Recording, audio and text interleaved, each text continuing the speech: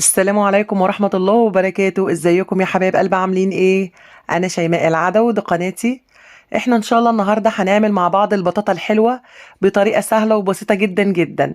عايزة اقولك احلى واسهل واطعم صينية بطاطا هتجربيها. حتى لو انتي ما بتحبيش البطاطا او الولاد مش بياكلوها، عايزة اقولك بعد الطريقة بتاعت النهاردة دي هتعشقوا صينية البطاطا. عايزة اقولك هيطلبوها منك كل يوم. ده غير كمان ان البطاطا لو مسخة عندك، الوصفة دي هتبقى جميلة جدا جدا ليها. جربوها وان شاء الله هتعجبكم، والمقادير زي ما احنا متعودين بالجرامات وبالكوباية.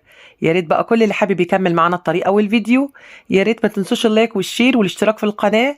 واهم حاجة تفعلوا زر الجرس على كلمة الكل علشان يوصلكوا اشعار بكل فيديو جديد هننزله ان شاء الله. ويلا بينا بقى نسمي ونصلي على الرسول عليه افضل الصلاة والسلام، ونبدأ في الطريقة.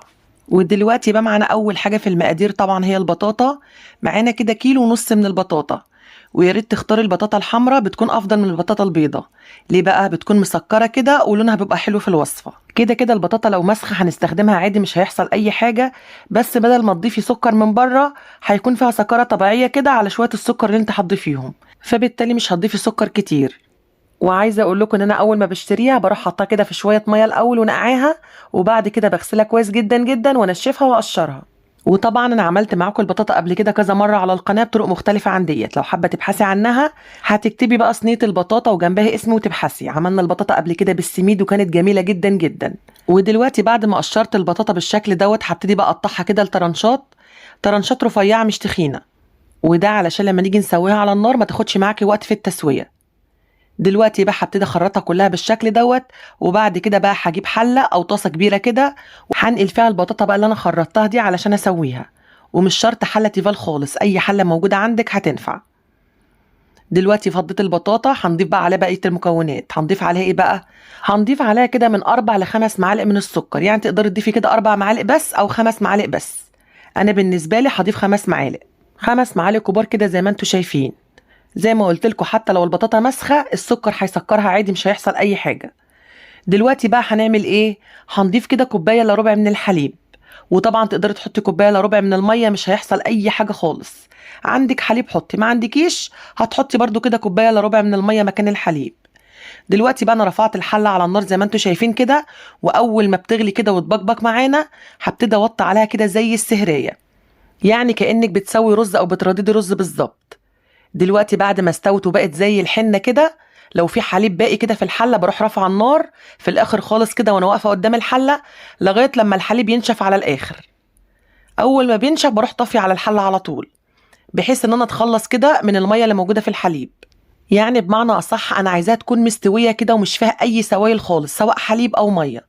دلوقتي بقى زي ما انتم شايفين بقت معايا زي الحنه. مجرد بس ما ضغطت عليها كده بالهرسه بتاعه البطاطس اتهرست معايا كده بكل سهوله. بعد كده بقى هضيف ايه؟ هضيف كده 4 معالق كبار كده من جوز الهند. ولو مش حابه تضيفي جوز الهند عادي خالص، مش هيأثر مع الوصفه. وبعد كده بقى هضيف كده ربع كوبايه من السمنه او 60 جرام من السمنه. او معلقتين كبار كده لو ما عندكيش ميزان. هقلب بقى السمنه كده مع جوز الهند والبطاطا. عايزه اقولك بقى على الريحه اللي هتشميها. طعمها وريحتها روعه في المرحله دي حتى من غير ما تحطيها في الفرن. هقلب بقى كل المكونات دي كده مع بعضيها لغايه لما الخليط كله كده يمتزج مع بعضه. ودلوقتي بقى هجيب الصينيه اللي هحط فيها البطاطا. هدهنها بقى كده بمعلقه كبيره من السمنه. وبعد كده بقى هنزل بالخليط اللي انا لسه مقلباه دلوقتي. طبعا انت لو ما عندكيش الصينيه البيضاويه دي تقدري تعملها في صينيه مقاس 30 لو صينيه مدوره. ولو مستطيله هتعمليها في الصينيه الوسط. هفضي بقى الخليط هينفرد معايا كده بكل سهوله. هفرده بقى في الصينيه كده كويس جدا. يعني هفردها كده كلها بسمك واحد، لا حته عاليه ولا حته واطيه. وبعد ما فردتها كده زي ما انتم شايفين هبتدي بقى اركنها كده على جنب. وتعالوا بقى نشوف الطبقة الأخيرة هتتعمل ازاي. معايا كده طاسة على النار. هحط فيها كده 4 معالق كبار من السمنة أو الزبدة. مش شرط سمنة. وبعد ما السمنة بتسخن كويس جدا هنزل بقى ب4 معالق كبار كده مليانين بشكل هرمي من الدقيق أو الطحين. طبعا احنا عملنا الطريقة دي قبل كده، عملناها بالنشا. احنا النهاردة ان شاء الله نعملها بالدقيق. وهتكون جميلة جدا جدا. يعني هنعمل بشاميل كده مسكر. مش بشاميل حادق، لا بشاميل مسكر. هيكون طعمه جميل ومميز جدا جدا. هقلب بقى الدقيق كده مع السمنه لغايه لما ياخد اللون الاصفر كده الفاتح. وهروح نازله عليهم كده بكيلو من الحليب او لتر من الحليب. والحليب يكون مغلي ومبردينه او ساقع من التلاجة. اوعي تحطي الحليب سخن على البشاميل، هيكلكع معاكي. واهم حاجه وانتي بتنزلي بالحليب ايد بتقلبي بيها وايد بتنزلي بيها كده بالحليب علشان ما يكلكعش معاكي، ولا هتحتاجي مضرب ولا اي حاجه خالص.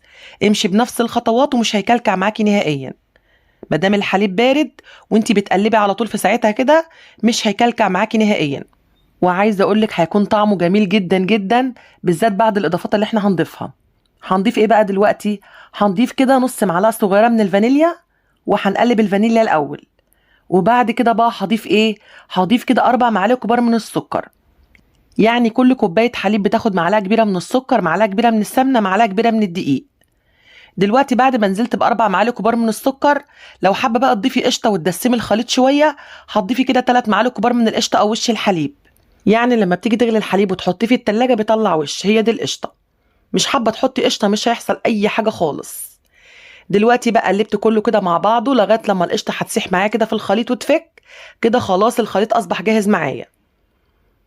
السمك بتاعه كده مناسب جدا جدا. واول ما بطفي على الخليط يا جماعه بروح نازله بيه على البطاطا على طول كده زي ما انتم شايفين وهو لسه سخن مولع.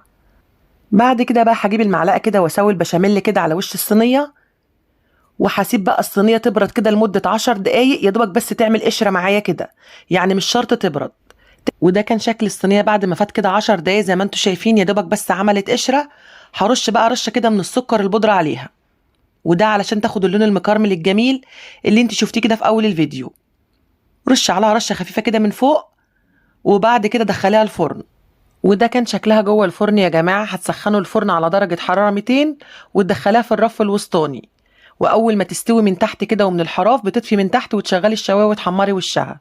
لو الفرن كهربا بتشغلي فوق وتحت والمروحه، وبتحط الصينيه في الرف اللي في النص. وده كان شكلها يا جماعه بعد ما طلعت من الفرن وبردت شويه. لو انت حاباها تطلع معاكي قطع كده بالشكل دوت، يبقى سيبها تبرد كويس جدا وبعد كده قطعيها. حابه تاكليها سخنه زي ما هي مش هيحصل اي حاجه، هتكون طعمه وجميله جدا جدا. هي في الحالتين طعمها خطير يا جماعه. وعايزه اقول لكم بقى ريحه السمنه كده مع جوز الهند مع الفانيليا حاجه كده اخر جمال. وحابه اقول لكم اللي ما جربش البشاميل الحلو فايته كتير، مختلف خالص عن البشاميل الحادق. يعني وانت بتاكلي البطاطا كده بالبشاميل مش هتحسي ان ده بشاميل خالص، كانك بتاكلي قشطه كده بالبطاطا. وزي ما انا قلت لكم قبل كده ان احنا عملنا البطاطا بالقشطه الكدابه، يعني بدل ما نحط دقيق حطينا نشا. بس عايزه اقول لكم والله العظيم الطريقه بتاعت البشاميل بتاعت النهارده دي لايقه مع البطاطا اكتر. طبعا الطريقه دي حلوه والطريقه دي حلوه، بس صراحه انا بتعجبني الطريقه بتاعت البشاميل اكتر. بحسها كده وانا باكلها كأن في كيمياء كده بين البطاطا والبشاميل. جربوها بالطريقه دي وهتعجبكم جدا جدا. يا ريت بقى كل اللي وصل الحته دي من الفيديو ما ينساش يحط اللايك. الفيديو جميل ويستاهل لايك. وما تنسوش بقى تكتبوا لي كومنت حلو كده منكم علشان كومنتاتكم بتفرحني جدا جدا. وبكده بقى الفيديو بتاعنا يكون انتهى. أترككم في رعاية الله وأمنه. دمتم سالمين، والسلام عليكم ورحمة الله وبركاته.